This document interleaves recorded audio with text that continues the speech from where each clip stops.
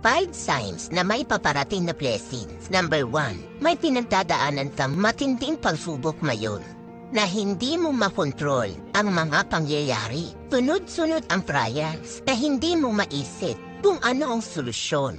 Number 2, feeling mo mag-isa ka. May pinapalitan, inaayos, o inaalis ang itaas para sa'yo. At mararamdaman mo na nag-iisa pa sa prosesong ito. Number 3, may nararamdaman kang pagbabago. Kahit hindi mo pa ito nakikita, magko-connect ito sa buhay mo. Number 4, lumiliwanag ang panaginip mo. Nakikipag-usap si God sa panaginip mo. Pinapakita niya yung magandang plano niya na malaking blessing na darating sa'yo. At number 5, may mga nanggugulong kaaway. Yung mga kalaban mong walang ginawa, kundi guluhin ka. Kasi alam nila na may malaking plano ang Diyos para sa'yo. Huwag kang magpapatinag sa ganitong discouragement. Kumapit ka sa faith mo. I-maintain mo ang positive mindset at pagiging grateful mo sa kabila ng mga nangyayari sa buhay mo. Sa huli,